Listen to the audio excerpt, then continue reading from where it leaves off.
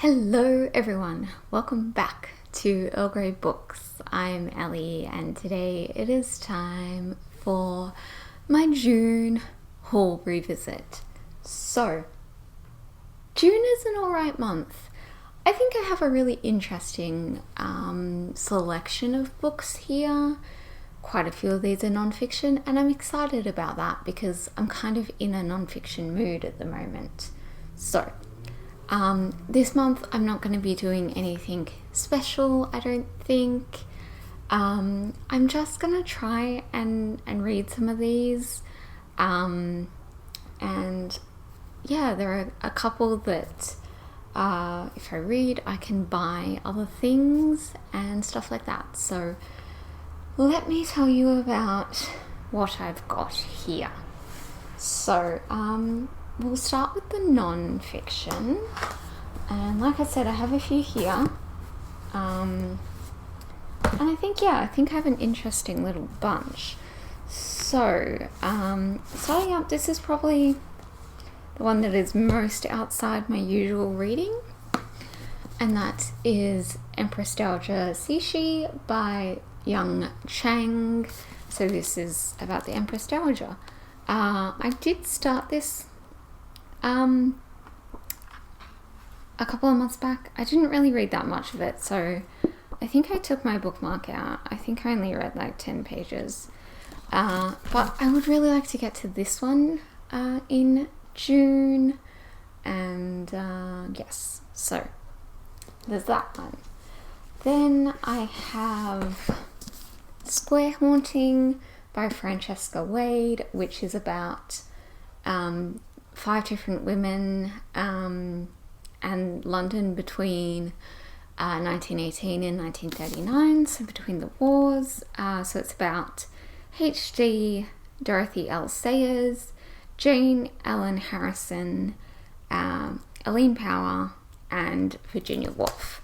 So I don't plan to read this one in June. I would like to get through a couple more Dorothy L. Sayers books before that and give Virginia Woolf another try or two. And yes, so that one I'm not too fussed about getting to this month, but I do still want to read it. And then the others, I can just, here they are. Again, left of field, this is Disfigured on Fairy Tales, Disability and Making Space by Amanda Leduc, or Leduc. Yes, disability studies. I'm not really a fairy tale person, but I find the discussion of disability in fairy tales really interesting. So this is a pretty thin one, would love to get to this one. And then I have some art related books. I have Funny Weather by Olivia Lang, which is like essays about art and other things. Like, for example, I know that she writes love letters to David Bowie, same, and things like that. So I think I'm going to start this one in the next few days so that I can read like an essay here and there. I'm doing a lot of reading on the train at the moment, so this is not a train book because it's quite heavy. So I think it'll be nice to kind of dip in and out of every couple of days or at night and read a piece here and there. And then finally for non-fiction, I have Intrepid by Clement Rees-Gorman, which is a book about Australian female painters in France in the early 20th century. I've read 18 pages of this, so this is again broken into different painters, so it's like a chapter per woman. So again, I think this will be a nice one to kind of dip in and out of and read like a little bit, like read one chapter on each woman Yeah, throughout the month, let me see how many there are. There are 28, so I could definitely do that within the month. And now we're going to move on to the fiction. So I have a little bit of a mix here. I have some YA. I have Parachutes by Kelly Yang, which again I started and I read I read 94 pages of it. So definitely will be finishing that one this month. I have here We Contain Multitudes by Sarah Henstra.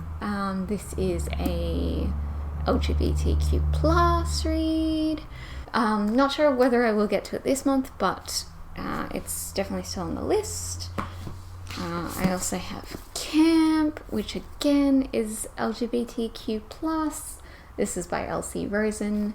I'd love to get to this one because it looks like it would be a reasonably short and quick and fun read.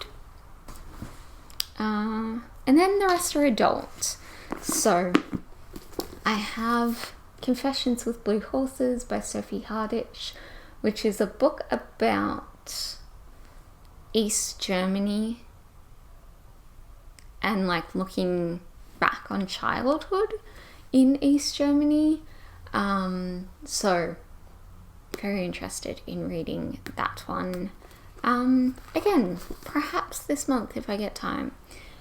And then the last two, I'm definitely going to read one of these this month, and that is good old Terry Pratchett. So this is Mort and Sorcery. So Mort is the one I'm reading in this specific reading order, and this is the next one. So I'm going to be reading this one, and if I read this one, I'm then going to buy the next 3 in the series. So this is the next one, and then the next 3 after Sorcery, so that I can read them, because these are pretty quick reads for me, honestly. Usually these are maybe 2 to 3 days, depending on how much reading I get done each day, and I really enjoy them. So I will read this one, and then I will probably read this one in July, and then I would like to get into the habit of reading one of his every month. So that is it for June.